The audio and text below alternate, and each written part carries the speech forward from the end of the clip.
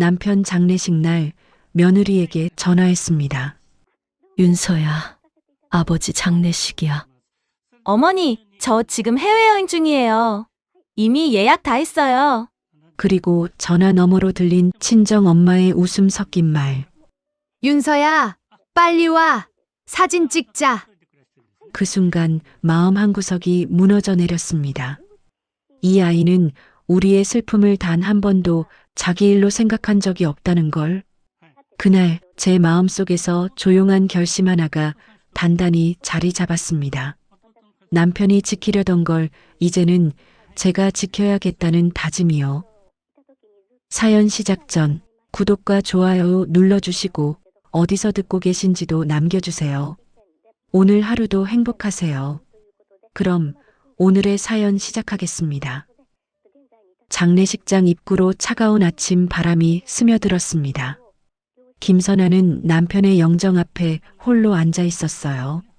칠순이 넘은 몸은 밤새 울음으로 굳어 있었고 눈가는 부어 제대로 뜨기도 힘들었습니다. 영정 속 남편은 늘 그렇듯 조용히 미소 짓고 있었어요. 선아는 사진 속 그 얼굴을 보며 손끝으로 액자 테두리를 쓰다듬었습니다. 어젯밤까지만 해도 따뜻했던 그 손이 점점 식어가던 순간이 자꾸만 떠올랐어요. 병실 침대 옆에 앉아 남편의 손을 붙잡고 있었을 때 그 손은 천천히 차갑게 변해갔습니다. 그녀는 손을 놓지 않으려 했지만 결국 남편은 조용히 떠났어요. 지금 이 순간에도 믿기지 않았습니다. 어제까지 함께였던 사람이 오늘은 사진 속에만 있다는 게. 향 냄새가 빈소 안을 가득 채웠고 촛불만이 조용히 흔들리고 있었어요. 이른 아침부터 조문객들이 하나둘 들어오기 시작했습니다. 선아는 고개를 들어 인사를 받았지만 그들의 얼굴을 똑바로 바라볼 힘이 없었어요. 눈을 마주치면 울음이 터져버린 것 같았습니다. 고인의 명복을 빕니다. 조문객들은 고개를 숙여 절을 하고 선아에게 짧은 위로를 건넸어요. 그녀는 그저 고개만 끄덕일 뿐이었습니다. 오전 10시쯤 아들 준호가 도착했습니다. 검은 양복을 입은 준호는 빈소 안으로 들어서며 주위를 둘러봤어요. 그녀는 아들 뒤를 기대하는 눈빛으로 바라봤습니다. 며느리 윤서가 함께 올 거라 생각했어요. 하지만 문은 닫혔고 며느리는 끝내 보이지 않았습니다. 준호는 영정 앞에 절을 올린 뒤 선아 옆에 앉았어요. 선아는 조용히 물었습니다. 윤서는? 준호는 잠시 말을 잇지 못하다가 시선을 내리깔았어요. 엄마, 윤서는 지금 해외에 있어요. 뭐라고? 선아의 목소리가 떨렸습니다. 이미 예약된 여행 일정이라서요. 취소가 안 됐어요. 준호의 목소리는 작았고 변명처럼 들렸어요. 그녀는 아무 말도 하지 못했습니다. 남편의 장례식 날에 며느리가 여행을 간다고요? 믿을 수가 없었어요. 준호야. 아들을 바라봤습니다. 아버지 돌아가셨는데 여행이 말이 되니? 준호는 대답하지 못하고 고개만 숙였어요. 선아는 떨리는 손으로 휴대전화를 꺼냈습니다. 윤서에게 전화를 걸었어요. 신호음이 길게 울렸습니다. 한 번, 두 번, 세 번. 그리고 통화가 연결됐어요. 전화 너머로 낯선 소리들이 흘러들어왔습니다. 파도 소리, 사람들의 웃음소리, 밝은 음악. 어머니? 윤서의 목소리는 너무나 밝았어요. 마치 아무 일도 없는 것처럼. 그녀는 입술을 떨며 말했습니다. 윤서야, 지금 어디니? 어머니, 지금 해외여행 중이에요. 남편이 알아서 할 테니 걱정 마세요. 그 말투는 가볍고 경쾌했어요. 전화 너머로 누군가 윤서를 부르는 소리가 들렸습니다. 윤서야, 빨리 와. 사진 찍자. 친정 엄마 목소리였어요. 숨이 막혔습니다. 윤서야, 지금 아버지 장례식이야. 선아의 목소리는 떨렸고 울음이 섞여 나왔어요. 어머니, 저도 마음은 아프지만요. 이미 다 예약해 놓은 거라서요. 나중에 가서 인사드릴게요. 윤서는 여전히 밝은 목소리로 말했습니다. 그럼 어머니, 저 좀 바빠서요. 나중에 전화 드릴게요. 그리고 전화가 끊겼어요. 선아는 휴대전화를 손에 쥔 채 한참을 그대로 있었습니다. 눈물이 뺨을 타고 흘러내렸어요. 장례식장의 찬 공기가 온몸을 감쌌습니다. 준호는 엄마 옆에 앉아 고개를 숙이고 있었어요. 엄마, 미안해요. 준호의 목소리는 작았습니다. 그녀는 대답하지 않았어요. 대답할 힘도 말할 기운도 남아있지 않았습니다. 조문객들이 계속 들어왔습니다. 1시간쯤 지나자 조문객 몇 명이 복도에서 조용히 이야기를 나누고 있었어요. 며느리는 왜 안 왔대? 해외여행 갔다던데. 장인 장례식 날에 여행을 가? 요즘 젊은 사람들 참. 그 소리가 선아 귀에까지 들렸습니다. 선아는 고개를 숙인 채 참았어요. 울음을, 분노를, 수치심을 모두 삼켜야 했습니다. 점심 무렵 남편의 형이 찾아왔습니다. 아주버님은 빈소 안으로 들어서며 선아를 보고 눈시울을 붉혔어요. 재수 씨, 많이 힘들지. 그녀는 겨우 고개를 끄덕였습니다.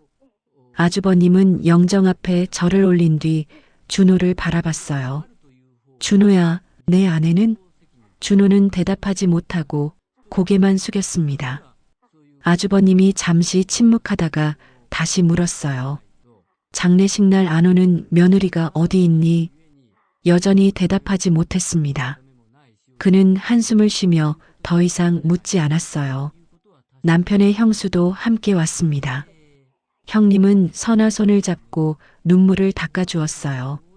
동서, 울지 마. 오늘 하루만 버텨. 내가 옆에 있을게. 선아는 형님 손을 꼭 잡았습니다. 그 따뜻한 손길이 위로가 됐어요.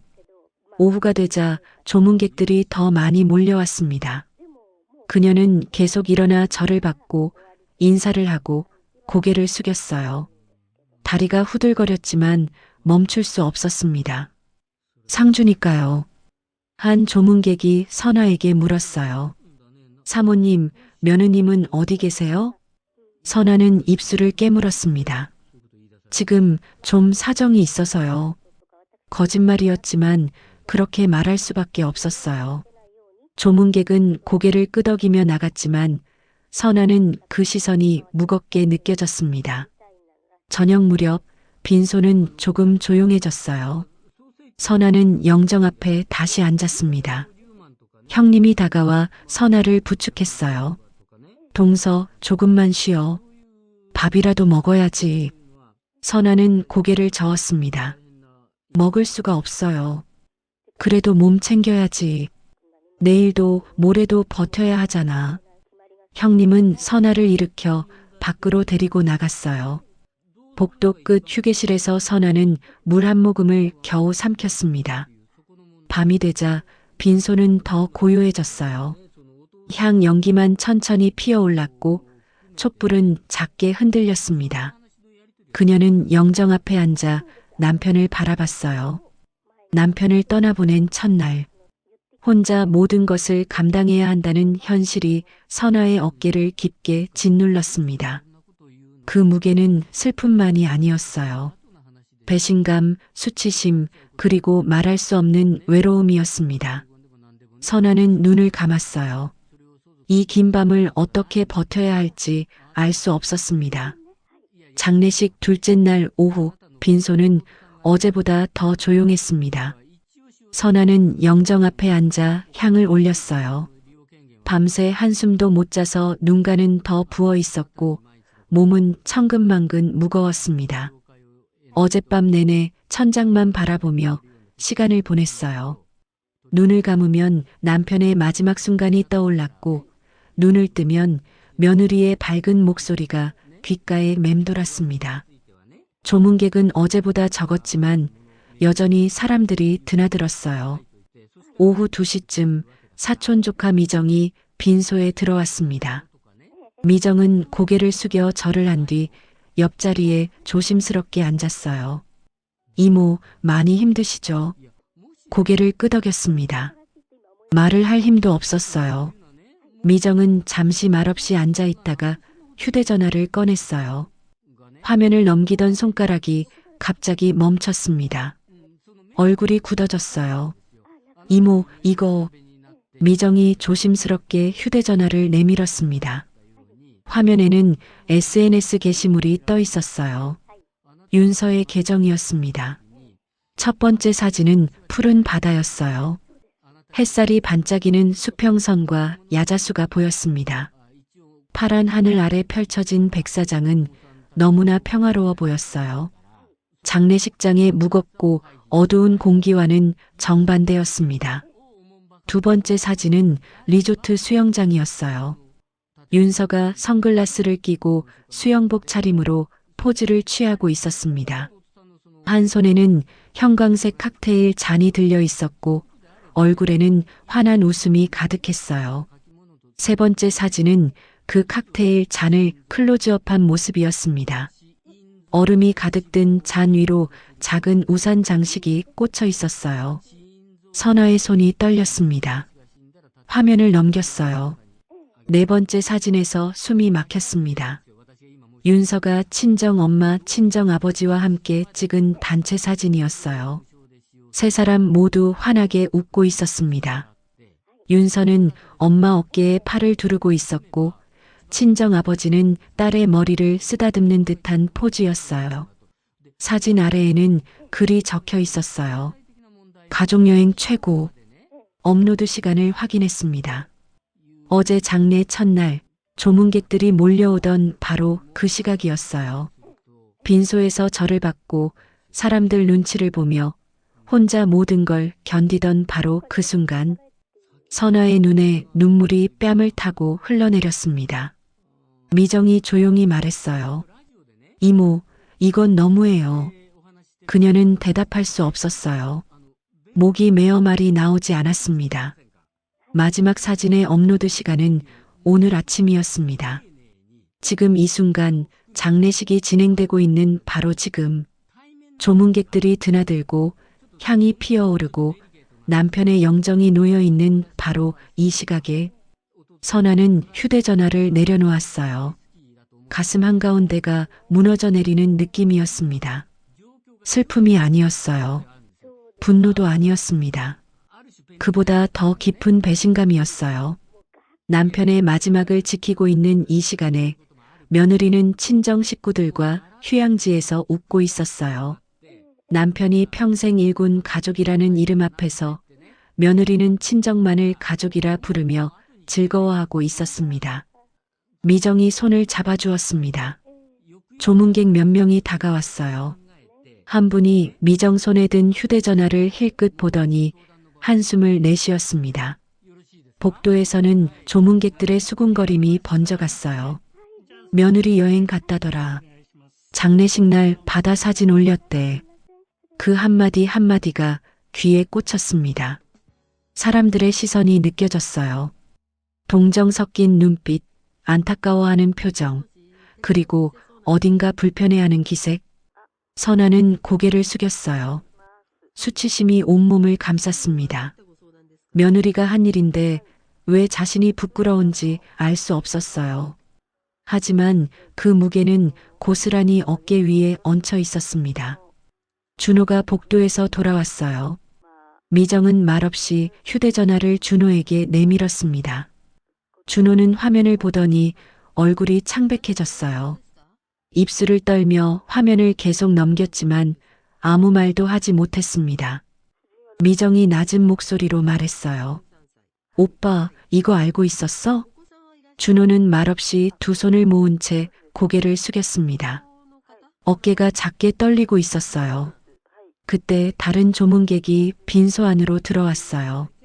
중년 여성이었는데 남편의 옛 직장 동료였습니다. 여성은 잠시 망설이다가 조심스럽게 입을 열었어요.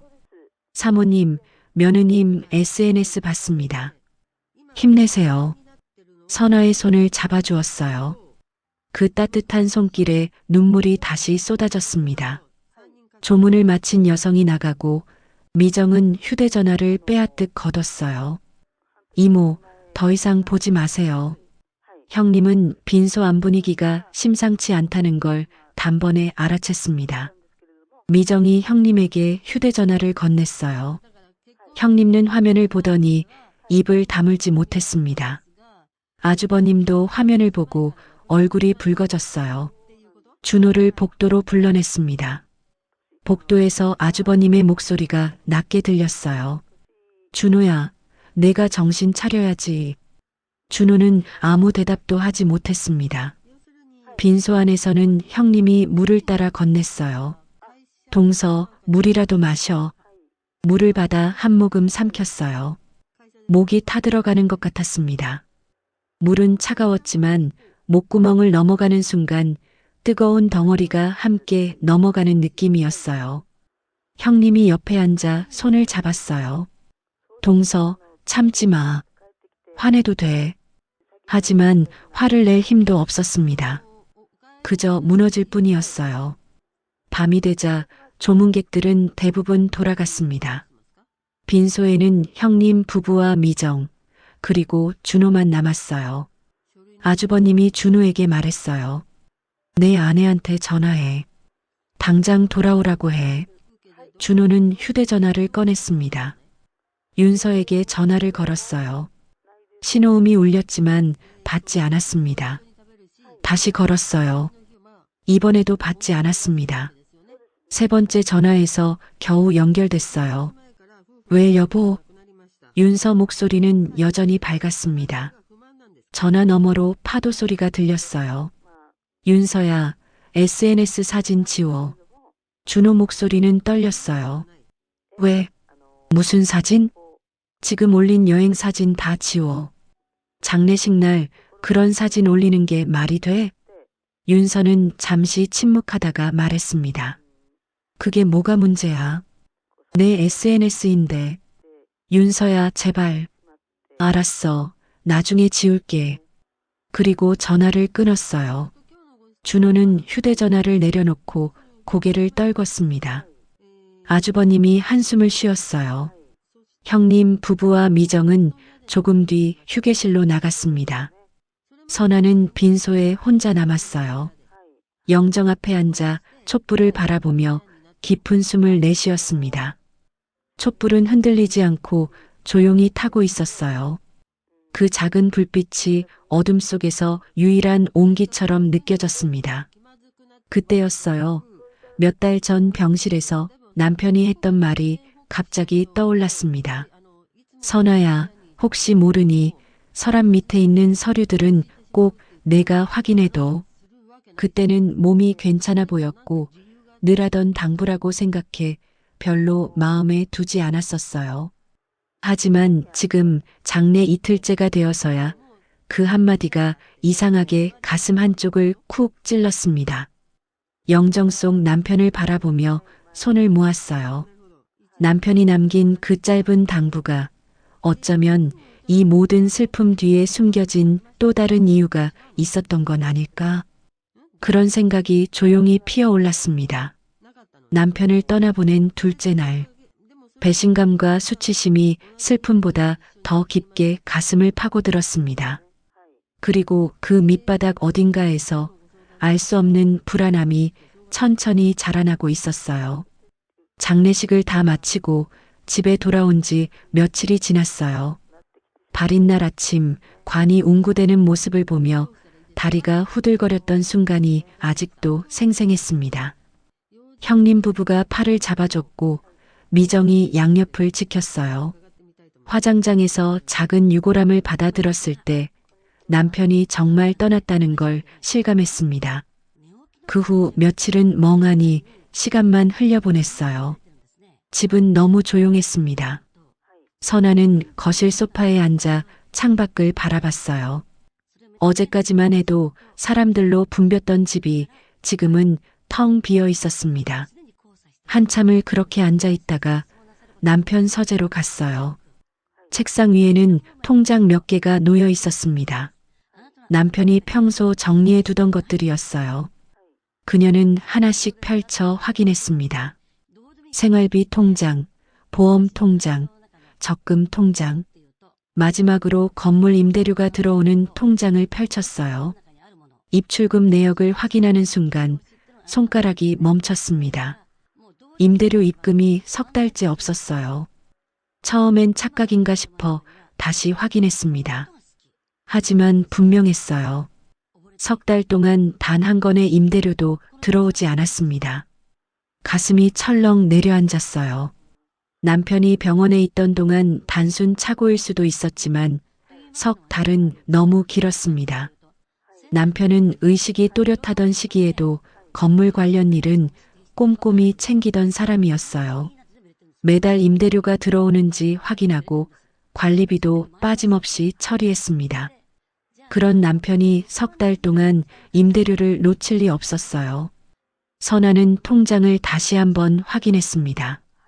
마지막 임대료 입금은 넉 달 전이었어요. 그 이후로는 아무것도 없었습니다. 뭔가 잘못됐다는 생각이 들었어요. 다음 날 아침 남편이 오랫동안 맡겼던 관리업체를 찾아가기로 했습니다. 그녀는 외출 준비를 하고 현관문을 나섰어요. 버스를 타고 관리업체 사무실로 갔습니다. 작은 건물 2층에 위치한 사무실이었어요. 문을 열고 들어가자 관리팀장이 자리에서 일어났습니다. 어서 오세요, 사모님. 팀장은 얼굴을 알아봤어요. 남편과 함께 몇 번 방문한 적이 있었습니다. 팀장님, 임대료 관련해서 여쭤보려고요. 네, 앉으세요. 의자에 앉았어요. 팀장이 컴퓨터를 켜며 물었습니다. 무슨 일이신가요? 임대료가 석 달째 통장에 안 들어와서요.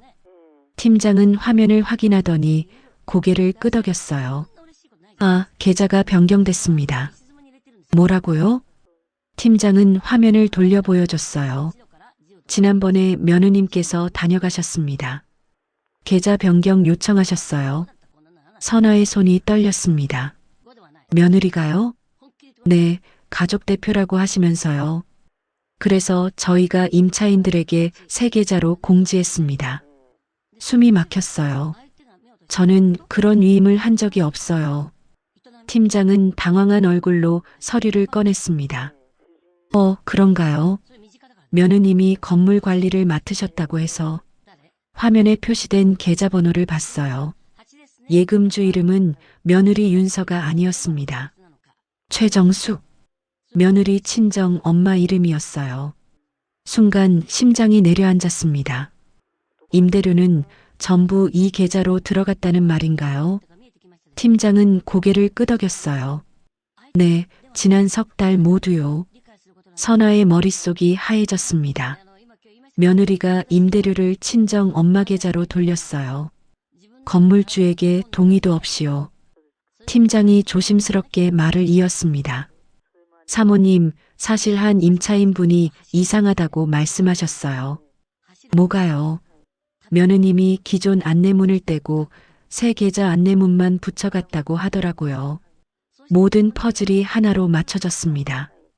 계좌 바꿔치기, 가족 대표라고 속임, 위임장도 없이 임대료는 친정 엄마 계좌로. 선아는 숨이 막혀 손으로 의자를 붙잡았어요. 관리팀장은 화면을 넘기며 말을 이어갔습니다. 그리고 하나 더 있습니다. 중요한 부분이라서요. 네. 며느님이 오셨을 때 아드님 서명이 된 위임서라며 서류를 보여주셨습니다. 저희도 가족분이라 의심하지 못했습니다. 선아의 눈이 흔들렸습니다. 준호가 사인을 했다고요? 저희가 본 바로는 그렇습니다만 그 서류가 진짜인지 어떤 경위로 작성된 건지는 저희도 모릅니다. 그 말을 듣는 순간 선아는 가슴 깊은 곳에서 무언가가 요동치는 걸 느꼈습니다. 준호가 정말 알고 사인한 걸까? 아니면 며느리가 몰래 가져간 걸까? 확신할 수 없는 불안이 차가운 바람처럼 스치고 지나갔어요. 팀장은 조심스럽게 말을 이었습니다. 사모님 동의가 없었다면 이건 불법입니다. 특히 실제 사장님에게 확인받지 않은 상태라면 더 큰 문제고요. 불법. 그 단어가 귓가에 울렸어요. 며느리가 불법을 저질렀다는 말이었습니다. 팀장님, 지금 당장 계좌를 원래대로 돌려주세요. 네, 사모님. 바로 처리하겠습니다. 임차인들에게 다시 공지하겠습니다. 팀장은 서류를 정리하며 말했어요. 사모님, 혹시 건물 등기 서류 확인해 보셨어요? 고개를 저었습니다. 남편이 관리하던 거라서요. 한번 확인해 보시는 게 좋을 것 같습니다. 혹시 모르니까요. 그 말을 듣는 순간 몇 달 전 병실에서 남편이 했던 말이 떠올랐어요. 혹시 모르니 건물 서류는 꼭 확인해줘. 그때는 무슨 의미인지 몰랐어요. 남편이 늘 하던 당부라고 생각했습니다. 하지만 지금은 달랐어요. 남편이 그 말을 남긴 이유가 있었던 거예요. 감사합니다, 팀장님. 선아는 사무실을 나왔습니다. 거리에 서서 한참을 서 있었어요. 머릿속이 복잡했습니다. 며느리가 왜 그런 짓을 했을까요? 임대료를 친정 엄마 계좌로 돌린 이유가 뭘까요? 돈이 필요했던 걸까요? 아니면 건물을 자기 것으로 만들려는 계획이었을까요? 알 수 없었어요. 하지만 한 가지는 확실했습니다. 며느리가 본인을 속이고 있었다는 것. 그녀는 집으로 돌아왔어요. 현관문을 열고 들어서자마자 남편 서재로 향했습니다. 책상 앞에 앉아 서랍을 하나씩 열었어요. 밑바닥이 조금 들떠 있었어요. 서랍을 완전히 빼내자 서랍 밑바닥에 헐렁한 봉투 하나가 끼어 있었습니다. 봉투를 꺼냈어요. 두껍지는 않았지만 안에 뭔가 들어 있었습니다. 봉투를 열어보니 서류 몇 장이 접혀 있었습니다. 천천히 펼쳤어요. 등기 신청서였어요. 소유자란에 적힌 이름, 김선아. 본인 이름이었어요. 선아의 손이 떨렸습니다. 두 번째 서류는 위임장이었어요. 소유권 이전 등기 업무 일체를 위임함. 수임인 란에는 법무사 이름이 적혀 있었습니다. 박도현. 세 번째 서류는 인감증명서였어요. 남편 이름과 인감이 선명하게 찍혀 있었습니다. 서류를 다시 차분히 읽어봤습니다. 위임장에 적힌 법무사 이름을 다시 확인했어요. 박도현. 남편이 이 사람에게 뭔가를 맡겼던 게 분명했습니다. 그렇다면 이 법무사를 찾아가면 알 수 있을까요? 남편이 무엇을 준비했는지. 서류를 조심스럽게 다시 봉투에 넣었어요. 봉투를 가슴에 안고 결심했습니다. 법무사에게 가보자. 남편이 남긴 마지막 단서를 따라가야 했어요. 작은 서류 몇 장이 하나의 방향으로 선명하게 향하고 있었습니다. 다음 날 아침 선아는 일찍 일어났어요. 봉투를 가방에 넣었습니다. 거울을 봤어요. 얼굴은 여전히 수척했지만 오늘은 해야 할 일이 있었습니다. 위임장에 적힌 법무사를 찾아가야 했어요. 인터넷으로 박도현 법무사 사무실을 검색했습니다. 주소가 나왔어요. 집에서 그리 멀지 않은 곳이었습니다. 그녀는 외투를 입고 집을 나섰습니다. 버스를 타고 사무실 근처까지 갔어요. 건물 앞에 섰습니다. 3층짜리 작은 건물이었어요. 1층에는 약국이 있었고 2층에 법무사 사무실이 있었습니다. 계단을 올라갔어요. 문 앞에 박도현 법무사 사무실이라는 간판이 붙어 있었습니다. 잠시 숨을 고르고 문을 열었어요. 작은 사무실이었습니다. 책상 하나, 서류 캐비닛 몇 개, 그리고 손님용 의자 2개가 전부였어요. 책상 뒤에 40대쯤 되어 보이는 남자가 앉아 있었습니다. 어서 오세요. 남자가 일어나며 인사했어요. 박도현 법무사님이시죠? 네, 맞습니다. 무슨 일로 오셨습니까? 선아는 가방에서 봉투를 꺼냈습니다. 돌아가신 제 남편이 선생님께 뭔가를 맡긴 것 같아서요. 봉투를 책상 위에 놓았어요. 박도연은 봉투를 보더니 표정이 조금 변했습니다. 천천히 봉투를 열어 서류를 확인했어요. 한참을 서류를 보더니 고개를 들었습니다. 성함이 어떻게 되시죠? 김선아입니다. 박도연은 고개를 끄덕이며 의자를 당겼어요. 앉으세요, 사모님. 말씀드릴 게 있습니다. 의자에 앉았습니다. 가슴이 두근거렸어요. 박도연은 서류를 천천히 정리하며 조용히 말했습니다. 사모님, 고인께서 이 서류들을 준비하신 건 맞습니다. 그런데 이건 초안입니다. 초안이요? 손이 떨렸어요. 도연은 고개를 끄덕이며 책상 서랍을 열었습니다. 네, 완성본은 제가 가지고 있습니다. 고인께서 직접 맡기고 가셨거든요. 서랍에서 두꺼운 서류철을 꺼냈어요.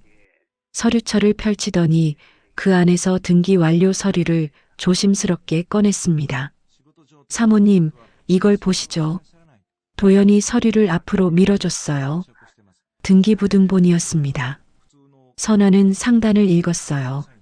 소유자란에 이렇게 적혀 있었습니다. 소유자 김선아. 본인 이름이었어요. 그런데 이번에는 달랐습니다. 접수번호가 채워져 있었고 등기 완료일도 명확히 기재되어 있었어요. 날짜는 6개월 전이었습니다. 눈이 크게 흔들렸어요. 제 이름이요? 그는 조금도 망설이지 않았습니다. 네, 사모님. 건물은 이미 사모님 명의입니다. 숨이 막혔어요. 6개월 전부터요? 도연은 고개를 끄덕였습니다. 고인께서 병세가 악화되기 전에 저를 찾아오셨습니다. 그때 명예 이전을 의뢰하셨어요. 선아는 손으로 입을 막았습니다. 가슴이 쿵 내려앉으면서도 동시에 뭉클하게 올라왔어요.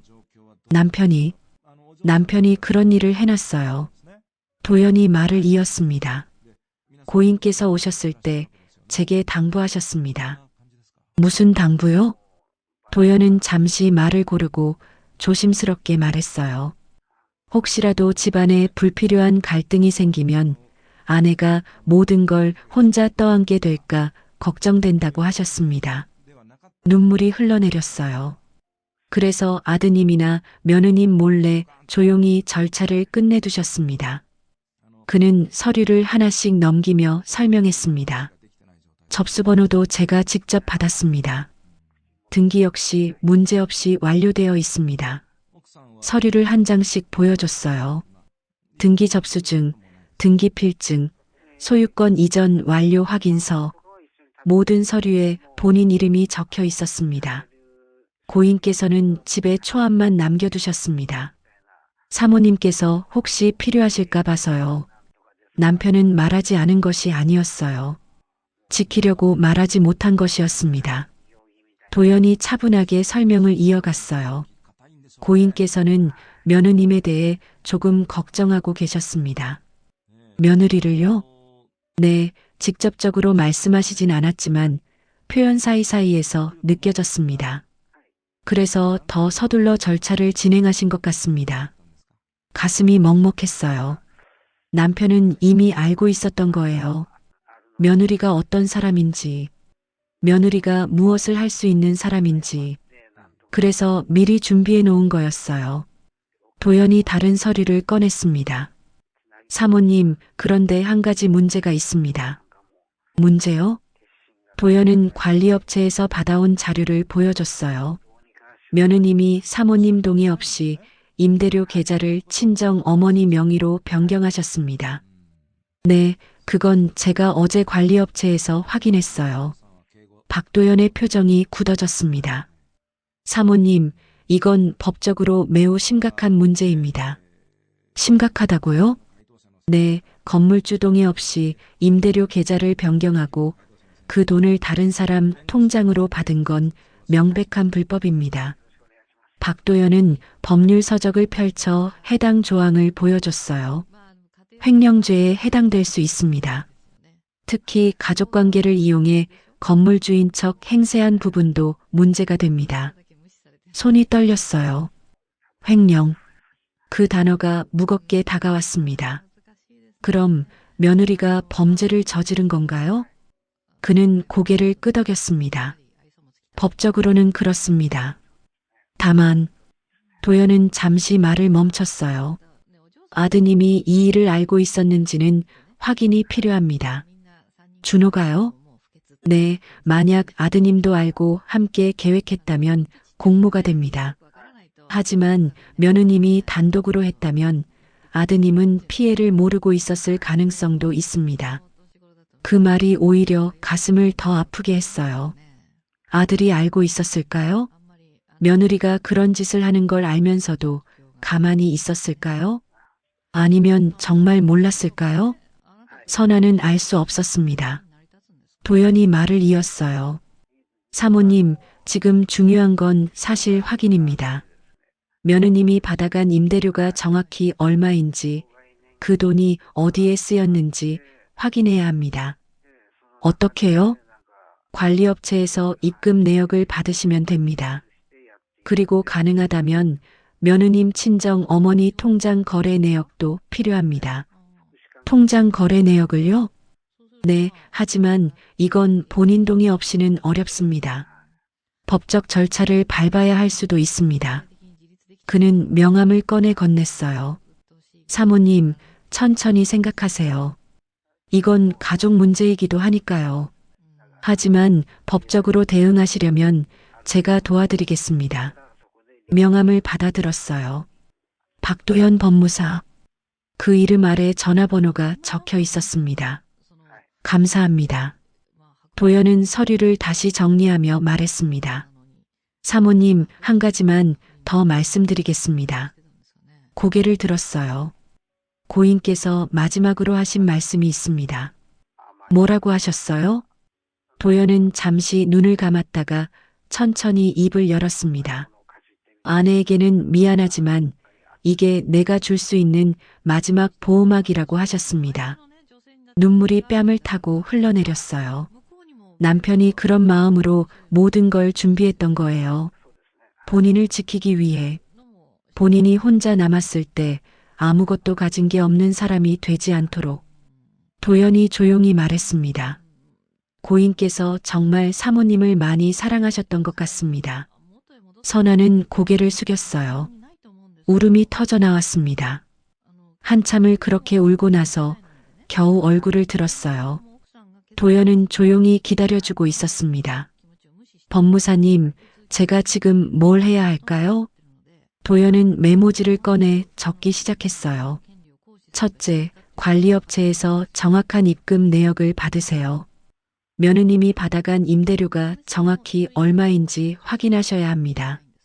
고개를 끄덕였어요. 둘째, 아드님과 대화를 해보세요. 이 일을 알고 있었는지 확인하는 게 중요합니다. 알겠습니다. 셋째, 법적 대응을 하시려면 저에게 연락 주세요. 증거를 정리해서 진행하겠습니다. 도연은 메모지를 건넸습니다. 사모님, 힘드시겠지만 차근차근 해나가시면 됩니다. 메모지를 받아 가방에 넣었어요. 감사합니다, 법무사님. 선아는 사무실을 나왔습니다. 계단을 내려가며 다리가 후들거렸어요. 건물 밖으로 나와 벤치에 앉았습니다. 한참을 그렇게 앉아 있었어요. 머릿속이 복잡했습니다. 건물이 본인 명의였어요. 남편이 몰래 준비해 놓은 거였어요. 그럼 며느리는 이 사실을 모르고 있을까요? 아들도 모르고 있을까요? 임대료를 친정 엄마 통장으로 돌린 며느리. 그 며느리는 건물이 본인 명의인 줄 알았을까요? 아니면 시아버지 명의인 줄 알고 그런 짓을 한 걸까요? 알 수 없었습니다. 하지만 한 가지는 확실했어요. 며느리가 불법을 저질렀다는 것. 그리고 남편이 그런 일을 대비해 모든 걸 준비해놨다는 것. 휴대전화를 꺼냈어요. 준호에게 전화를 걸까 망설였습니다. 아들에게 물어봐야 했어요. 이 일을 알고 있었는지, 며느리가 그런 짓을 하는 걸 알고 있었는지. 하지만 전화를 걸 용기가 나지 않았습니다. 만약 아들이 알고 있었다면, 만약 아들도 함께 계획했다면, 그 사실을 확인하는 게 두려웠어요. 휴대전화를 다시 가방에 넣었습니다. 선아는 일어나 집으로 향했어요. 버스를 타고 창밖을 바라봤습니다. 거리의 사람들은 평범한 하루를 살고 있었어요. 웃고 걷고 이야기하고, 하지만 본인의 세상은 완전히 뒤집혀 있었습니다. 남편이 떠나고, 며느리가 배신하고, 아들의 진심은 알 수 없고, 모든 게 흔들리고 있었어요. 집에 도착했습니다. 현관문을 열고 들어섰어요. 거실은 여전히 조용했습니다. 소파에 앉아 가방에서 서류를 꺼냈어요. 등기부등본을 다시 한번 펼쳤습니다. 소유자 김선아. 그 글자를 한참 바라봤어요. 남편이 남긴 마지막 선물이었습니다. 보호막이었어요. 남편은 본인이 혼자 남았을 때를 걱정했던 거예요. 그래서 모든 걸 준비해놨던 거예요. 눈물이 또 흘러내렸습니다. 여보, 고마워요. 작은 목소리로 중얼거렸어요. 당신이 남겨준 이 보호막 잘 지킬게요. 서류를 조심스럽게 서재 책상 위에 놓았습니다. 선아는 이제 해야 할 일이 있었어요. 관리업체에서 정확한 입금 내역을 받아야 했습니다. 며느리가 받아간 돈이 정확히 얼마인지 확인해야 했어요.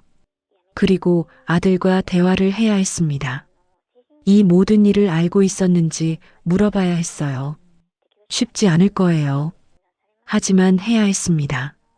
남편이 남긴 마지막 부탁이었으니까요. 창밖을 바라봤습니다. 해가 서쪽으로 기울고 있었어요. 긴 그림자가 거실 바닥에 드리워져 있었습니다. 깊은 숨을 들이켰어요. 이제 시작이었습니다. 남편이 준비해 놓은 길을 따라가야 했어요. 그 길 끝에 무엇이 있을지 알 수 없었지만 가야만 했습니다. 다음 날 아침 선아는 일찍 일어났습니다. 어젯밤 법무사 박도연이 준 메모지를 다시 읽었어요. 첫째, 관리업체에서 정확한 입금 내역을 받으세요. 오늘 해야 할 일이었습니다. 외출 준비를 하고 관리업체로 향했어요. 사무실 문을 열고 들어가자 팀장이 반갑게 맞아줬습니다. 사모님, 어서 오세요. 팀장님, 지난번 말씀하신 입금 내역 좀 받을 수 있을까요? 팀장은 고개를 끄덕이며 컴퓨터를 켰어요. 네, 준비해뒀습니다. 프린터에서 서류가 나왔습니다. 팀장이 서류를 건네줬어요. 서류를 받아 천천히 읽었습니다. 1층부터 3층까지 상가 임대료 내역이 적혀 있었어요. 1층 카페, 2층 학원 2곳, 3층 사무실 3곳. 매달 들어와야 할 임대료는 총 2,180만 원이었습니다. 하지만 석 달 동안 단 한 푼도 본인 계좌에 들어오지 않았어요. 그녀는 손을 떨며 서류를 넘겼습니다. 변경된 계좌번호가 적혀 있었고 그 옆에 예금주 이름이 있었어요. 최정숙, 며느리 친정 엄마 이름이었습니다. 순간 숨이 막혔어요. 팀장이 조심스럽게 말했습니다. 석 달 동안 총 6,540만 원이 이 계좌로 입금됐습니다. 6,540만 원. 며느리가 친정 엄마 통장으로 그 돈을 빼돌렸어요. 손이 떨렸습니다. 팀장님, 이 서류 제가 가져가도 되죠? 네, 사모님. 원본은 저희가 보관하고 있으니 사본 가져가세요. 서류를 가방에 넣었어요. 임차인분들 연락처도 받을 수 있을까요? 팀장은 잠시 망설이다가 말했어요. 개인정보라서 전부는 드리기 어렵고요. 대신 증언해 주실 수 있는 분 한 분 소개해 드릴게요. 감사합니다. 팀장은 전화를 걸었어요. 1층 카페 사장님이신데요. 지금 가게 계시대요. 관리업체를 나와 건물로 향했어요. 오랜만에 방문하는 건물이었습니다. 남편과 함께 평생 일궈온 곳이에요. 건물 1층에는 작은 카페가 있었어요. 문을 열고 들어갔습니다. 어서 오세요. 카운터 뒤에서 50대쯤 되어 보이는 여성이 인사했어요. 선아가 고개를 숙였습니다. 안녕하세요. 관리업체 팀장님이 소개해 주셔서 왔어요. 여성은 고개를 끄덕이며 손님용 의자를 가리켰습니다. 아, 건물 사모님이시죠? 앉으세요. 의자에 앉았어요. 여성이 커피를 내려왔습니다. 사모님, 고인의 명복을 빕니다. 감사합니다. 여성은 커피를 건네며 조심스럽게 말했어요. 임대료 계좌건으로 오신 거죠? 네, 언제쯤 계좌가 바뀌었나요? 여성은 잠시 기억을 떠올렸어요. 석 달 전쯤이요. 며느님께서 오셔서 계좌 바뀐다고 하시더라고요. 며느리가 직접 왔었어요? 네, 건물 관리를 자기가 맡게 됐다고 하시면서요. 새 계좌로 입금해달라고 하셨어요. 선아는 손을 꼭 쥐었습니다. 시부모님들 동의는 받았다고 하던가요? 여성은 고개를 저었어요. 그런 말씀은 없으셨어요.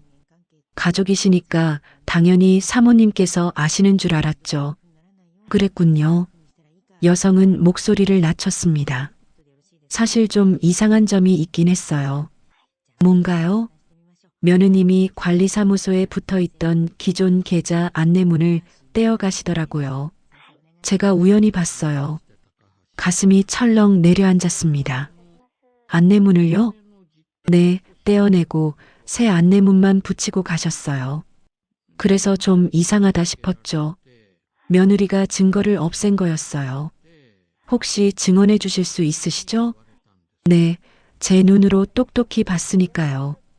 필요하시면 언제든 말씀하세요. 명함을 받았습니다. 감사합니다. 카페를 나왔어요. 건물을 천천히 둘러봤습니다. 2층에는 학원이 있었고 3층에는 사무실들이 있었어요. 4층에는 아들과 며느리가 살고 있었습니다. 깊은 숨을 들이켰습니다. 건물을 나와 집으로 돌아왔어요. 선아는 거실 테이블에 받아온 서류를 펼쳐놓았습니다. 입금 내역서를 다시 확인했어요. 예금주 최정숙, 며느리 친정 엄마였습니다. 6,540만 원이 그 계좌로 들어갔어요. 증거는 확실했습니다. 하지만 아직 아들에게 이 사실을 말할 순 없었어요. 아들에게는 최소한만 물어봐야 했습니다. 며느리가 뭔가 했다는 것, 아들이 알고 있었는지, 그것만 확인하면 됐어요. 선아는 휴대전화를 꺼내 준호에게 전화를 걸었습니다. 여보세요, 엄마. 준호야, 오늘 저녁에 잠깐 집에 들를 수 있니? 무슨 일인데요? 엄마가 물어볼 게 있어서. 금방 끝날 거야. 준호는 잠시 침묵했어요. 알겠어요. 7시쯤 갈게요. 전화를 끊었습니다. 오후 내내 서류를 정리했어요. 증거들이 하나씩 쌓이고 있었습니다. 저녁 7시가 되자 현관 초인종이 울렸습니다. 문을 열었어요. 준호가 서 있었습니다. 엄마, 들어와. 준호는 거실로 들어와 소파에 앉았어요. 선아도 맞은편에 앉았습니다. 준호야, 엄마가 물어볼 게 있어. 네, 엄마. 건물 임대료 말이야. 석 달째 통장에 안 들어오고 있어. 준호는 고개를 갸우뚱했어요. 석 달째요?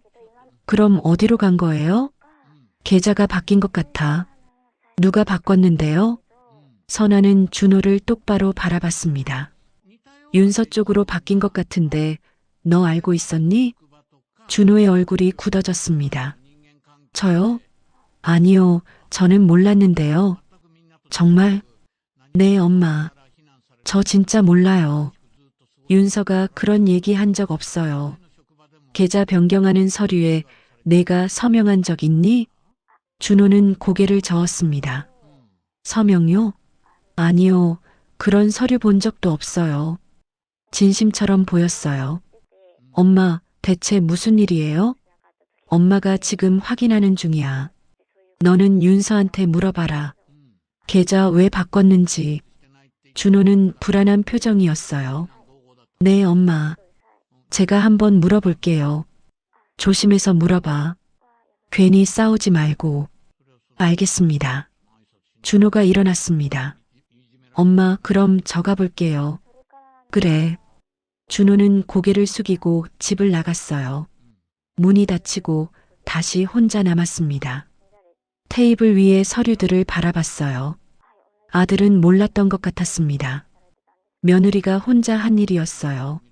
서류를 정리하며 깊은 숨을 들이켰습니다. 이제 며느리와 대면할 날이 다가오고 있었어요. 그날이 오면 모든 증거를 보여줄 거였습니다. 밤이 깊어갔습니다. 침대에 누워 천장을 바라봤어요. 잠이 오지 않았습니다. 한참을 그렇게 있다가 휴대전화를 확인했어요. 준호에게서 문자가 와 있었습니다. 엄마, 윤서가 내일 귀국한대요. 여행에서 돌아온다고 해요. 선아는 손이 떨렸습니다. 며느리가 내일 돌아온다는 거였어요.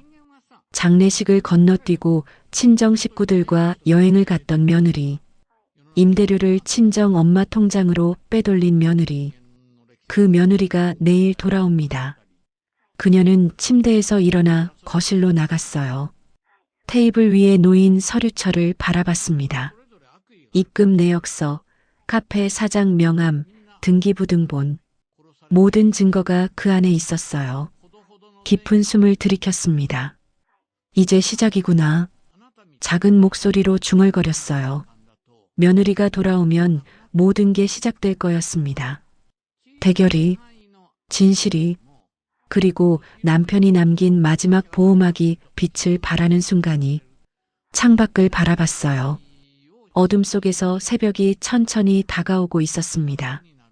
다음 날 오후 선아는 거실에 앉아 있었습니다. 준호에게서 문자가 왔어요. 윤서가 지금 공항에서 출발했대요. 1시간 후에 집 도착할 것 같아요. 휴대전화를 내려놓았습니다. 며느리가 곧 돌아온다는 거였어요. 테이블 위에는 서류철이 놓여 있었습니다. 입금 내역서, 카페 사장 명함, 임차인 진술정리 메모. 모든 증거가 그 안에 있었어요. 깊은 숨을 들이켰습니다. 선아는 서류철을 들고 준호 집으로 향했습니다. 1시간 후 건물 앞에 택시가 멈춰 섰어요. 윤서가 캐리어를 끌고 내렸습니다. 선글라스를 쓰고 화려한 원피스를 입은 모습이었어요. 여행에서 돌아온 사람치고는 너무 신나 보였습니다. 캐리어 손잡이에는 면세점 쇼핑백이 여러 개 걸려 있었어요. 그녀는 창가에서 그 모습을 지켜봤어요. 윤서는 건물 입구로 들어가며 휴대전화로 통화하고 있었습니다. 웃음소리가 밝았어요. 윤서가 캐리어를 끌고 나왔습니다. 복도에 서 있는 시어머니를 보고 잠시 멈칫했어요. 어머니, 왜 여기 계세요? 목소리에는 불편함이 묻어났습니다. 잘 다녀왔니? 네, 완전 좋았어요. 날씨도 완전 좋고 음식도 맛있고. 윤서는 캐리어를 집 앞에 세웠어요. 여행 사진 나중에 보여드릴게요. 아무렇지 않았어요.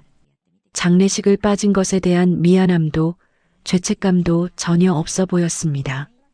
들어가서 얘기 좀 하자. 어머니, 지금요? 저 비행기 타고 와서 좀 피곤한데요. 윤서는 하품을 했어요. 지금 해야 돼. 선아는 먼저 집으로 들어갔습니다. 윤서는 한숨을 쉬며 따라 들어왔어요.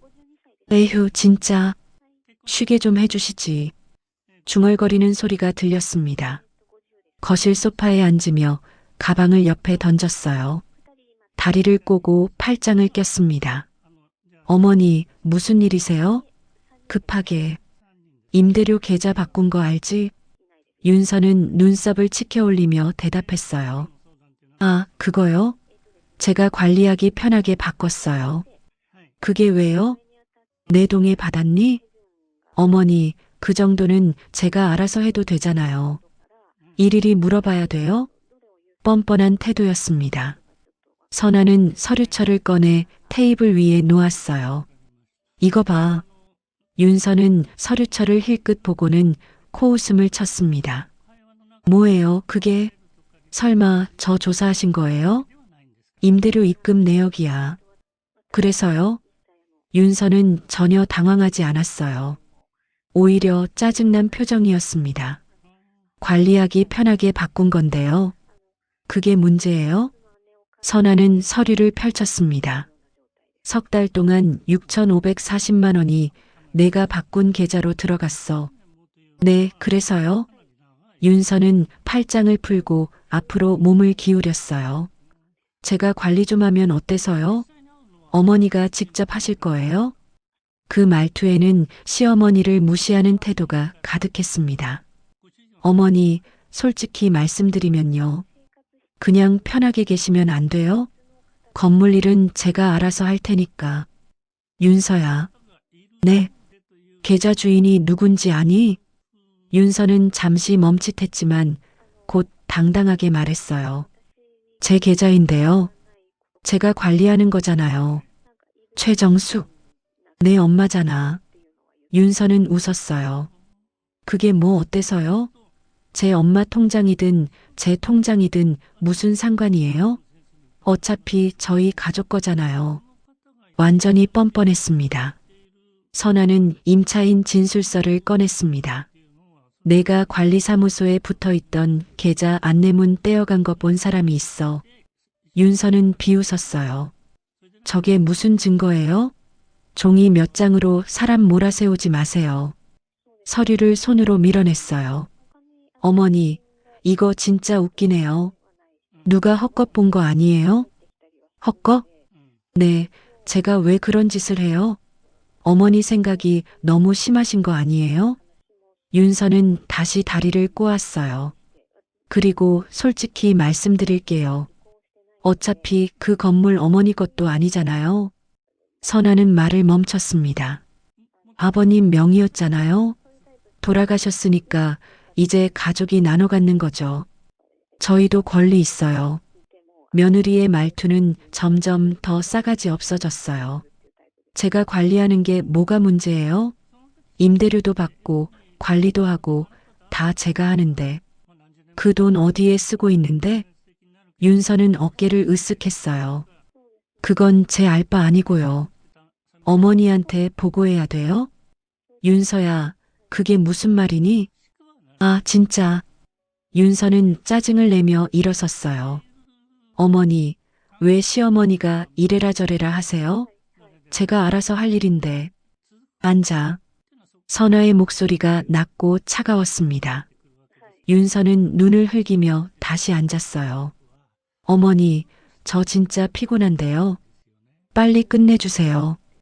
계좌 안내문 떼어간 거 관리가 엉망이라 정리한 거라고 할 거니? 윤서는 코웃음을 쳤어요. 그게 뭐 어때서요? 관리가 진짜 엉망이더라고요. 낡은 종이 붙어 있고 제가 새 걸로 바꾼 거예요. 그게 문제예요? 완전히 뻔뻔했습니다. 어머니, 솔직히 제가 관리 안 하면 누가 해요? 어머니가 하실 건데요? 윤서야. 네. 내일 법무사 선생님이 오신대. 윤서는 처음으로 조금 표정이 변했어요. 법무사요? 왜요? 내가 한 일이 법적으로 문제가 될 수 있대. 윤서는 다시 웃었습니다. 무슨 문제요? 제가 뭘 잘못했다고요? 어머니, 너무 심하신 거 아니에요? 건물주 동의 없이 계좌 바꾼 거. 아, 그거요? 윤서는 손을 흔들었어요. 그런 거 별거 아니에요. 가족끼리 그 정도는 괜찮아요. 어머니가 너무 예민하신 거예요. 법무사 선생님은 아니라고 하시던데. 법무사가 뭘 알아요? 윤서는 가방을 집어들었어요. 어머니, 저 진짜 피곤해서요. 샤워하고 좀 쉬고 싶어요. 내일 법무사든 뭐든 오시면 그때 얘기해요. 윤서는 일어섰어요. 제가 다 설명드릴게요. 어머니가 오해하시는 거라고. 선아가 말했어요. 윤서야. 윤서가 짜증난 표정으로 돌아봤어요. 또 뭐예요? 내일 준호도 같이 와. 왜요? 남편까지 불러서 뭐 하시게요? 어머니 혼자 저 괴롭히시는 것도 모자라서요? 같이 얘기해야 할 일이 있어. 윤서는 거실을 가로질러 안방으로 가려고 했어요. 네, 알았어요. 내일 같이 갈게요. 그럼 이만 가세요. 손을 흔들며 안방으로 들어갔어요. 선아는 테이블 위의 서류들을 바라봤어요. 며느리는 끝까지 뻔뻔했습니다. 전혀 잘못했다고 생각하지 않았어요. 오히려 당당했습니다. 그녀는 집을 나와 휴대전화를 꺼내 박도연에게 문자를 보냈어요. 법무사님, 내일 오전 10시에 1층 사무실로 와주세요. 며느리랑 아들 불러서 얘기하겠습니다. 곧 답장이 왔습니다. 알겠습니다, 사모님. 모든 자료 준비해서 가겠습니다. 휴대전화를 내려놓았어요. 내일이면 모든 게 드러날 거였습니다. 건물 명의가 누구인지, 며느리가 무슨 짓을 했는지, 며느리의 뻔뻔한 얼굴이 어떻게 무너질지 모두 보게 될 거예요. 내일이면 며느리는 더 이상 당당하지 못할 거였습니다. 밤이 깊어갔습니다.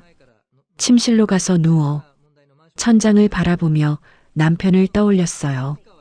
여보, 내일이면 끝나요. 당신이 준비해 놓은 걸로 마무리할게요. 작은 목소리로 중얼거렸습니다. 그 뻔뻔한 며느리 얼굴, 내일 제대로 무너뜨릴게요. 눈을 감았어요. 내일이 기다려졌습니다. 며느리가 자신감 넘치게 들어왔다가 등기필증을 보는 순간 얼굴이 하얗게 변할 모습, 친정 엄마 계좌로 돈이 들어간 걸 알게 되는 순간 떨리는 모습, 횡령이라는 단어를 듣는 순간 무릎 꿇는 모습, 모두 내일 보게 될 거예요. 그녀는 깊은 숨을 들이켰습니다. 폭풍 전야였어요. 내일이면 모든 게 터질 거였습니다. 다음 날 오전 선아는 일찍 일어나 서류를 다시 확인했습니다. 9시에 건물로 향했어요. 1층 빈 사무실에 도착해 의자를 정리하고 테이블을 닦았습니다. 창문을 열어 환기를 시켰어요. 9시 50분 도연이 도착했어요. 사모님, 안녕하세요. 어서 오세요, 법무사님.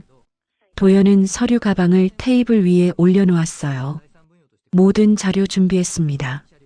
서류들을 하나씩 꺼내 정리했습니다.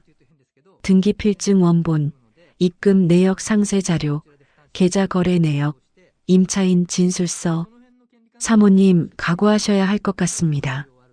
오늘 며느님이 많이 충격받으실 겁니다. 그래야죠.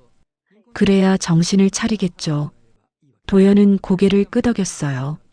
10시 5분 문이 열렸어요. 윤서와 준호가 들어왔습니다. 윤서는 화장을 진하게 하고 화려한 옷을 입고 있었어요.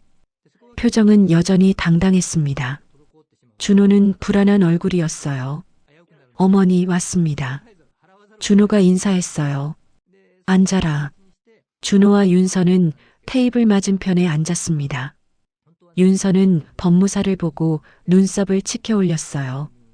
법무사님이시네요? 안녕하세요. 인사는 했지만 비웃는 듯한 표정이었어요. 준호는 테이블 위의 서류들을 보며 긴장했습니다. 선아와 박도연은 이쪽에 앉았어요. 어머니, 오늘 왜 이렇게 심각하게 만드세요?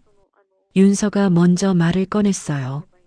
어차피 우리 가족끼리 해결할 일인데 굳이 법무사까지 부르셔야 했어요?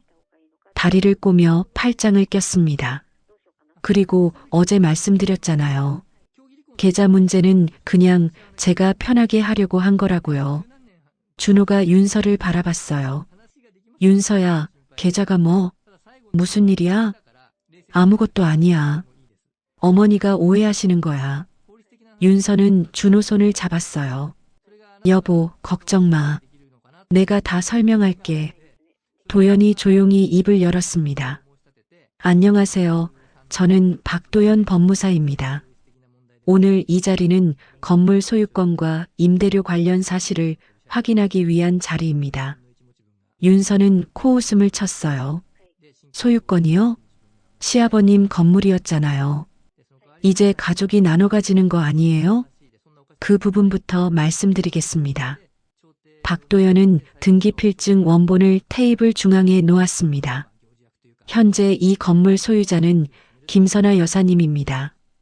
순간 정적이 흘렀어요. 윤서의 얼굴이 굳어졌습니다. 준호도 눈이 커졌어요. 네, 그게 무슨 말씀이세요? 윤서가 떨리는 목소리로 물었어요. 준호도 놀라서 앞으로 몸을 기울였습니다. 엄마, 무슨 말씀이세요? 아빠 건물 아니었어요? 6개월 전에 고인께서 사모님 명의로 변경하셨습니다. 정식 등기 절차가 모두 완료되어 있습니다.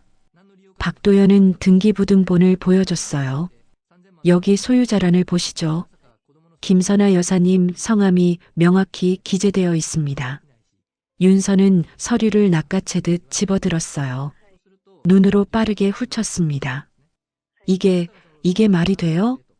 목소리가 떨렸어요. 손도 떨리고 있었습니다. 준호도 서류를 함께 봤어요. 엄마, 정말이에요? 아빠가 엄마 명의로?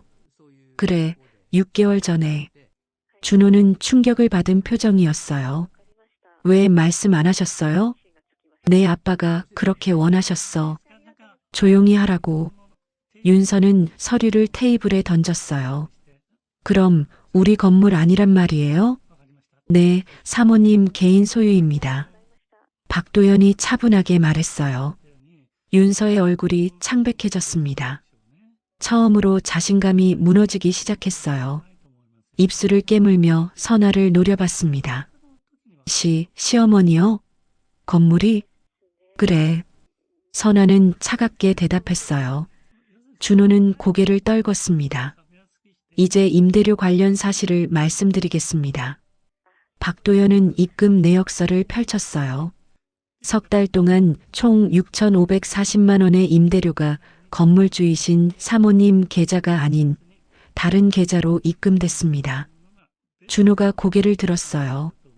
6,540만 원이요? 어느 계좌로요? 박도연은 계좌 정보를 가리켰어요. 예금주 최정숙, 윤서님의 친정 어머니 계좌입니다. 뭐라고요? 준호는 윤서를 돌아봤어요. 윤서야, 이게 무슨 일이야? 장모님 통장으로? 윤서는 입술을 깨물며 대답하지 않았습니다. 윤서야, 대답 좀 해봐. 준호 목소리가 커졌어요. 잠깐 빌린 거야. 윤서는 떨리는 목소리로 말했어요. 빌렸다고? 6,540만 원을? 윤서님께서 관리업체의 가족대표라고 하시며 계좌를 변경하셨습니다. 건물주이신 사모님의 동의는 없었습니다. 박도연은 임차인 진술서를 꺼냈어요. 그리고 관리사무소에 붙어있던 기존 계좌 안내문을 떼어내고 새 안내문만 붙이셨다는 목격 진술도 확보했습니다. 준호는 충격을 받아 의자 등받이에 기댔어요. 안내문까지 떼어갔다고? 윤서야, 그게 사실이야? 거짓말이에요. 윤서가 소리쳤어요. 저 그런 거 안 했어요. 1층 카페 사장님께서 직접 목격하셨습니다. 필요하시면 증인으로 부를 수도 있습니다. 윤서는 말문이 막혔어요. 준호가 고개를 흔들었습니다. 대체 왜 그런 거야? 왜? 여보, 나도 어쩔 수 없었어. 윤서는 당황해하기 시작했습니다. 박도연이 차분하게 말을 이었습니다. 법적으로 이는 횡령에 해당될 수 있습니다. 건물주 동의 없이 임대료를 제3자 계좌로 수취했고 그 돈을 사용했다면 명백한 불법입니다. 횡령이요? 준호는 얼굴이 하얗게 변했어요. 횡령이라니 그게 무슨 말씀이세요? 네, 형사처벌 대상입니다. 준호는 의자에 주저앉았어요. 윤서야, 이게 대체... 말을 잇지 못했습니다. 윤서는 떨리는 손으로 테이블을 붙잡았어요. 저 그런 의도 아니었어요. 그럼 어떤 의도였습니까? 도연이 조용히 물었어요. 윤서는 눈물을 흘리며 고개를 숙였습니다. 선아가 입을 열었어요. 윤서야, 그 돈 어디에 썼니? 친정, 빚이 있었어요. 작은 목소리였어요. 빚? 준호가 물었습니다. 아빠 사업이 망해서요. 빚쟁이들이 매일 찾아왔어요. 윤서는 울음을 터뜨렸어요. 엄마가 울면서 전화했어요. 도와달라고. 집 빼앗길 것 같다고. 그래서 우리 건물 임대료를 친정으로 빼돌린 거야? 준호 목소리가 떨렸어요. 잠깐만 빌리려고 했어. 나중에 다 갚으려고 했다고. 나중에? 언제? 어떻게? 준호는 고개를 흔들었어요. 넌 나한테도 한마디 안 했잖아. 장인어른 사업 망했다는 것도 빚이 있다는 것도 말하면 내가 걱정할까봐. 걱정은 무슨. 그래서 이렇게 큰일을 혼자 저지른 거야? 준호는 머리를 감싸쥐었어요. 여보, 미안해. 정말 미안해. 윤서는 준호에게 매달렸습니다. 나도 어쩔 수 없었어. 친정이 망하면 어떡해. 준호는 윤서 손을 뿌리쳤어요. 그래도 이건 아니잖아. 엄마 건물 임대료를 내 마음대로. 선아는 두 사람을 바라봤습니다. 준호는 눈물을 흘리고 있었어요. 엄마, 제가 윤서를 제대로 못 봤어요. 알아. 선아는 윤서를 똑바로 바라봤습니다. 윤서야. 윤서가 고개를 들었어요. 눈이 빨갛게 부어 있었습니다. 4층 집, 오늘 안으로 비워. 네. 윤서는 고개를 번쩍 들었어요. 준호도 놀랐어요. 엄마, 그게 무슨 말씀이세요? 이 건물 주인은 나야. 윤서한테 더 이상 살게 할 수 없어. 어머니, 그게 무슨 말씀이세요? 윤서는 의자에서 벌떡 일어났어요. 퇴거해. 오늘 안으로. 선아의 목소리는 차갑고 단호했습니다. 어머니, 제발이요. 한 번만 용서해 주세요. 윤서는 선아 앞에 무릎을 꿇었어요. 다시는 이런 일 없을게요. 제발이요. 선아는 윤서를 내려다봤어요. 장례식 날 바다에서 웃던 사람이 무슨 가족이니?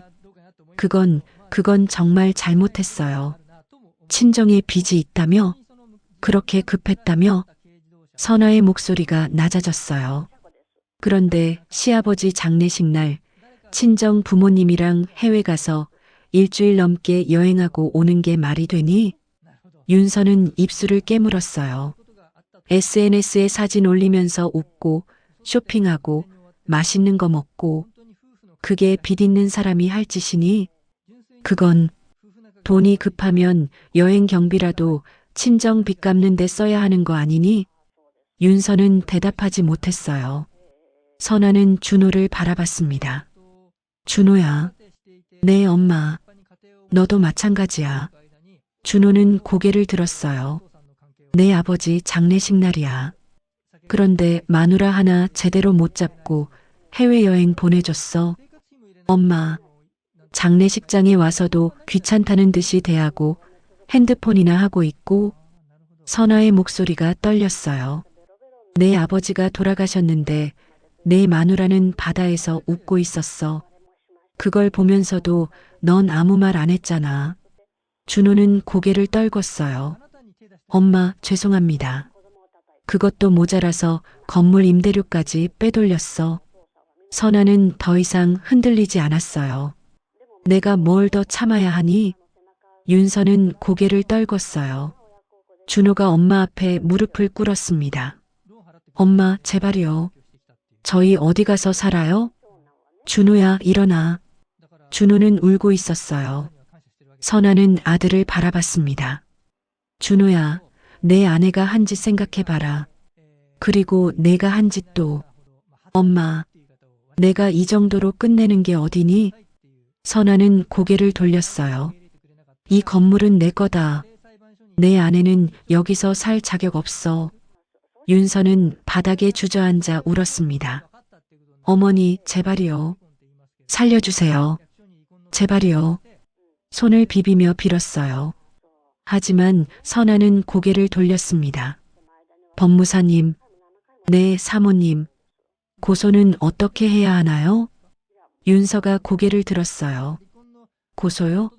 어머니, 저를 고소하시게요? 내가 한 일은 범죄야. 어머니, 제발이요. 고소는 안 돼요. 윤서는 기어서 선아 앞으로 갔어요. 저 정말 친정빚 때문에 어쩔 수 없었어요. 제발 용서해 주세요. 선아가 내려보며 말했어요. 친정빚이 급했으면 나한테 얘기했으면 내가 모른 척 했겠니? 이미 끝났어. 박도연이 조용히 말했습니다. 사모님, 고소 여부는 천천히 결정하셔도 됩니다. 증거는 모두 보관하고 있으니까요. 그럼 일단은 퇴거만 시키겠어요. 선아는 다시 윤서를 봤어요. 오늘 안으로 짐 싸. 내일부터는 이 건물에 발도 들이지 마. 어머니, 윤서는 울부짖었어요. 준호가 윤서를 일으켜 세웠습니다. 윤서야, 일어나. 여보, 어떡해. 우리 어떡해. 일단 나가자. 준호는 윤서를 부축했어요. 엄마, 정말 죄송합니다. 준호는 고개를 숙였어요. 준호야. 선아가 불렀어요. 준호가 고개를 들었습니다. 네, 엄마. 내 아버지한테나 죄송하다고 해. 제사 때라도. 엄마. 준호는 눈물을 흘렸어요. 네, 엄마. 정말 죄송합니다. 두 사람은 사무실을 나갔어요. 문이 닫히는 소리가 들렸습니다. 복도에서 윤서가 우는 소리가 희미하게 들렸어요. 선아와 박도연만 남았습니다. 사모님, 정말 수고 많으셨습니다. 변호사님 덕분이에요. 도연은 서류를 정리했어요. 혹시 모르니 증거는 계속 보관하세요. 나중에 다시 문제가 생길 수도 있으니까요. 그럴게요. 필요하시면 언제든 연락 주세요. 감사합니다. 도연이 나가고 그녀는 혼자 남았습니다. 테이블 위에는 서류들이 놓여 있었어요. 등기필증, 입금 내역, 진술서. 남편이 준비해 놓은 보호막으로 싸웠어요. 그리고 이겼습니다. 하지만 가슴은 무거웠어요. 며느리를 내쫓았지만 아들도 함께 떠날 거예요. 그게 슬펐습니다. 창밖을 바라봤어요. 햇살이 밝았지만 마음은 여전히 무거웠습니다. 한참을 그렇게 서 있다가 서류를 정리했어요. 가방에 넣고 사무실을 나왔습니다. 건물 밖으로 나왔어요. 길을 걸으며 하늘을 올려다봤습니다. 남편이 저 하늘 어딘가에서 지켜보고 있을 거예요. 여보, 이제 끝났어요. 작은 목소리로 중얼거렸습니다. 당신이 준비해 놓은 걸로 잘 마무리했어요. 눈물이 흘러내렸어요. 하지만 걸음을 멈추지 않았습니다. 집으로 향했어요. 계절이 바뀌었습니다. 윤서와 준호가 집을 나간 지 석 달이 지났어요. 4층 집은 비어 있었습니다. 선아는 가끔 그 집 앞을 지나갔지만 문을 열지는 않았어요. 건물은 다시 안정을 찾았습니다. 임대료는 매달 정확히 들어왔고 관리도 순조로웠어요. 1층 카페 사장님은 가끔 전화를 걸어 안부를 물었습니다. 사모님, 건물 잘 돌아가고 있어요. 걱정 마세요. 감사합니다. 그렇게 대답했지만 가슴 한편은 여전히 무거웠어요. 집은 조용했습니다. 혼자 사는 집은 너무 넓게 느껴졌어요. 아침에 일어나 식탁에 앉으면 맞은편 빈 의자가 눈에 들어왔습니다. 남편이 앉아있던 자리였어요. 저녁을 혼자 먹을 때면 더 외로웠습니다. TV를 켜놓지만 소리만 들릴 뿐이었어요. 준호에게서는 가끔 문자가 왔습니다. 엄마, 잘 지내세요. 오늘 날씨 추워요. 건강 챙기세요. 짧은 문자였지만 그나마 위로가 됐어요. 선아는 답장을 보냈습니다. 엄마도 잘 지내. 너도 건강해. 하지만 전화 통화는 하지 못했습니다. 서로 뭐라고 말해야 할지 몰랐어요. 어느 날 오후 남편 기일이 다가왔습니다. 벌써 1년이 지났어요. 그녀는 며칠 전부터 제사 준비를 시작했습니다. 시장에 가서 과일을 골랐어요. 남편이 좋아하던 배, 사과, 대추를 샀습니다. 집에 돌아와 과일을 하나하나 정성스럽게 닦았어요. 나무를 묻히고 전을 붙였습니다. 혼자 하는 제사 준비는 시간이 오래 걸렸어요. 하지만 외롭지는 않았습니다. 남편을 위해 뭔가를 하고 있다는 것만으로도 위로가 됐어요. 여보, 이거 내가 좋아하던 거지? 작은 목소리로 중얼거리며 음식을 만들었습니다. 기일 당일 저녁 상을 차렸어요. 남편 영정 앞에 제사상을 놓았습니다. 촛불을 켜고 향을 피웠어요. 연기가 천천히 올라갔습니다. 여보, 1년이 지났네요. 영정 속 남편은 미소 짓고 있었어요.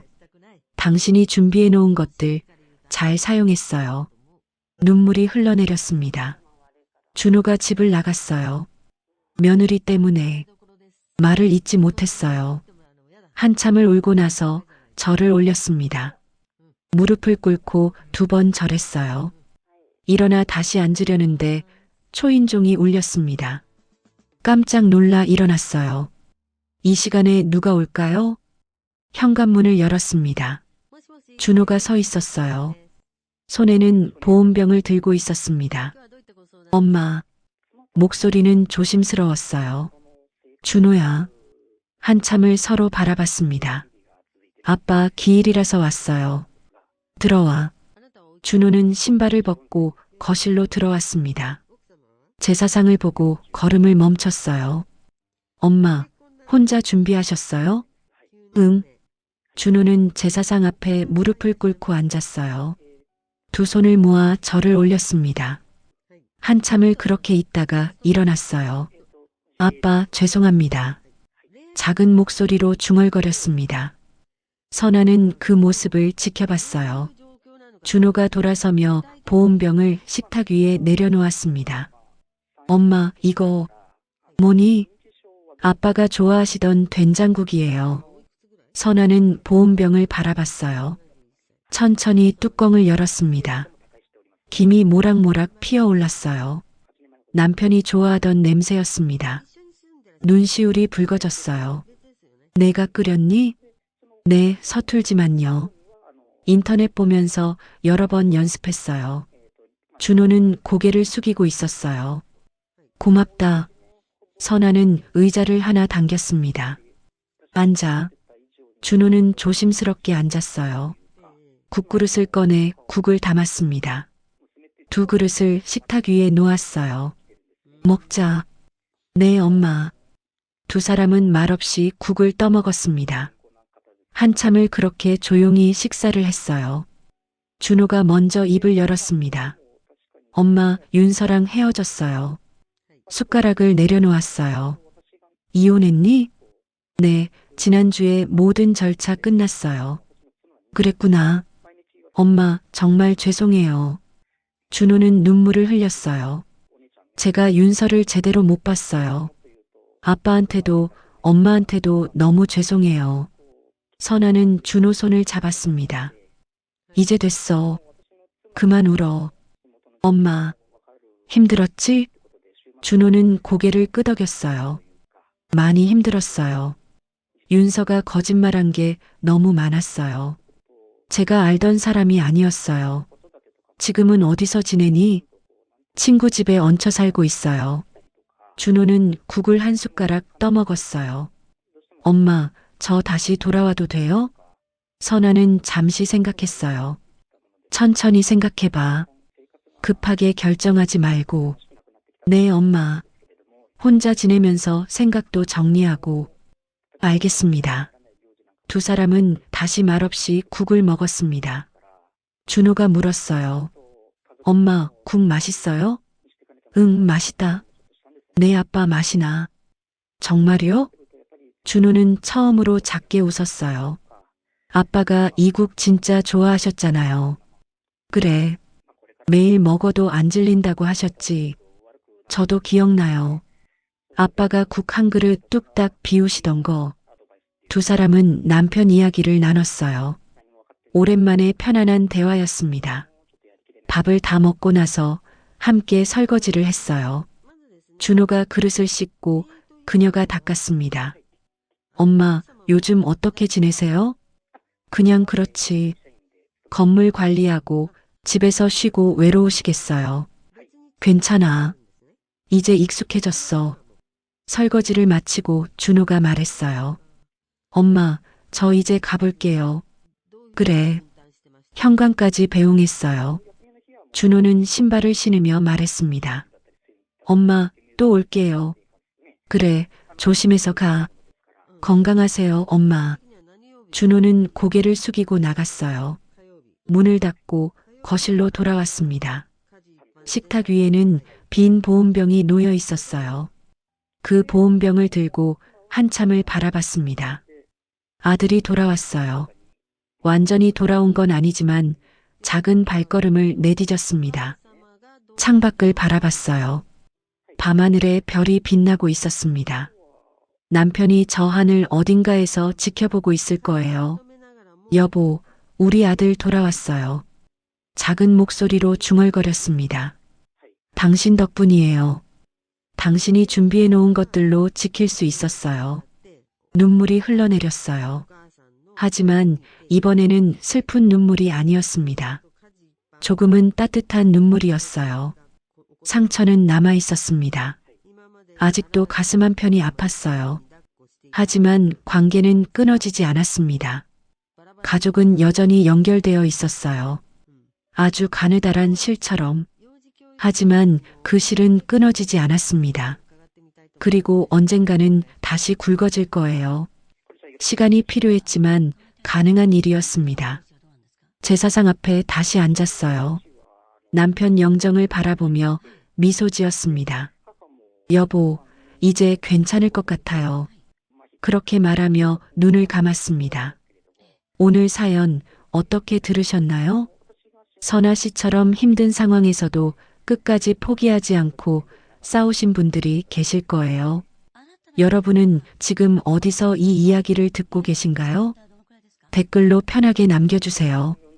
공감이 되셨다면 여러분의 이야기도 함께 나눠주시면 감사하겠습니다. 그리고 이 채널이 처음이시라면 구독과 좋아요, 알림 설정도 부탁드려요. 더 좋은 이야기로 찾아뵙겠습니다. 오늘도 건강하시고 행복한 하루 되세요. 감사합니다.